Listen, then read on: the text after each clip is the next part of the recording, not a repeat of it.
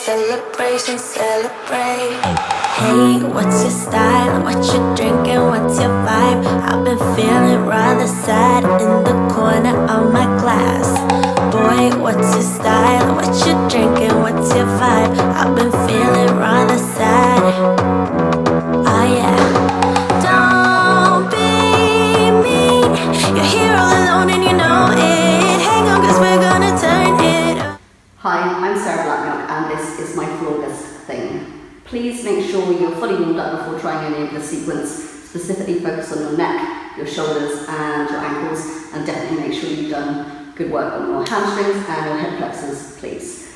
I definitely recommend trying the first section of the sequence at least with something that covers the top half of your back, because we're going to be making a twizzle on the floor and any bare skin could create quite a lot of traction and friction burn. I'm going to be doing this all very one-side dominant. I prefer my right leg forward in anything that even vaguely resembles a split, so if you prefer your left, then I recommend doing everything reversed to the way I'm showing you. I'm going to be talking about front and back leg rather than right and left, so you'll be able to easily translate to whichever side is more comfortable for you.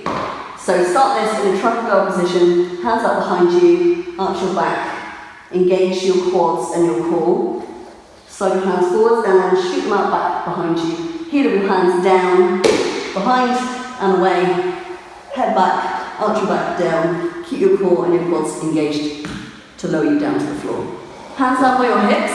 You're going to lift your legs up over your face in a forward fold.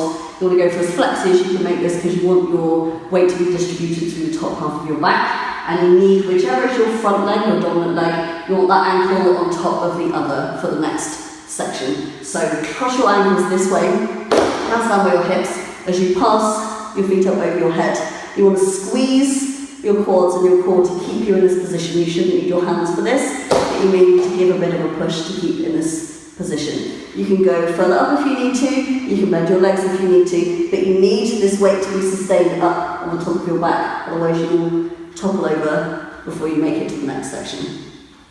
Hand your hips all the way up here. Your hand at the back of the room is going to stay down by your hips, and the front hand, you want to keep it in this orientation. You can't pass the palm up overhead or you won't be able to swizzle around. You need to slide your hand up from here. Keep your forward fold, look at your knees, and you're going to push your hips away from your hand down by your hips and towards the one up by your head. So you're going to pass around to twist around 180 degrees. And then you want to get your foot as close to your face down to the floor. You can bend your legs if you need to. You want to try and catch all the way over, even if you have to pull your hips up high. Put your hands by your hips.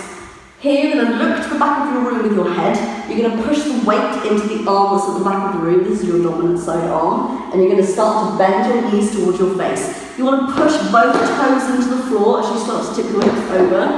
Hold the weight in your arm down by your hips and come round to face the other side.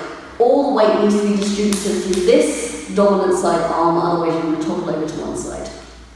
From here you want to try and squeeze your glutes into the glute bridge, go up into your tiptoes, push your arms down into the floor, and you want to have your dominant side arm, elbow down, hand up for this plantar shape to put your hips onto.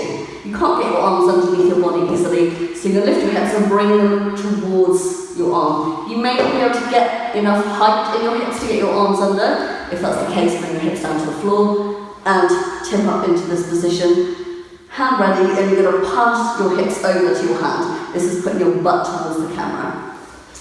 You need to make sure that you're bearing all the way down through your elbow. This might not feel comfy, so you can put a cloth underneath if you need to. Make sure that you are pushing your arm in. Your back arm can be out as far away from you as you can to help distribute the weight. Get your hips up any way you can and pass over. For this, you want to have your hands in a cup grip, shin-ra position, so fingertips towards belly button, and get the heel of your hand under your hip. And from here, the front leg, the dominant leg, you're going to bring your knee to your face, and you're going to start to squeeze through your quads to lift the weight out of this back leg. You're going to bring your knee forwards, and you can go stand leg if you're not ready for a split or full extension. My front leg, I'm facing the back of my knee to the camera, so you don't need a full split for this position at all. From here, the easiest way to get up and over to understand the momentum of this next move is to tuck your knees up. You're going to start to tip your head up, look up over your shoulder, into the back of the room to tip over and come around this way. This is definitely easier to try before you go over for the full split. So once you've got that momentum sort of in your head, then you need to make your head look round to the back of the room this way, up over your shoulder. This is the pathway that your head is travelling. When you're up, you want to get as much height in your hips as you can. So you're going to scissor kick up to try and get this momentum up off your hand.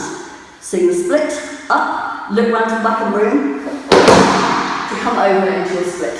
From here, I'm not landing on my hamstring. This is at no risk if you're not ready for a split yet. I'm landing on my instep and the inside face of my leg. This is the same as the cobra position with a leg up as high as you can get it. If you don't have a very active split yet, you just need to point your crotch at the camera. Even if it's a 90-degree angle, this is still effective. You're landing on your back hip and your back quad, not on your front hamstring. Landing in this position, I'm going to tip my chest down to the floor. I'm going to push my weight into my back knee. Hips up and slide my front foot back in this position. I'm going to lift it up to keep myself on the head, squeeze my glute, and I'm going to turn out with this top leg. Turn out, face the inside of my knee, my crotch to the camera, and I'm going to bring my knee up onto my elbow and extend into the split. If I'm not there yet, you can do a Z shape.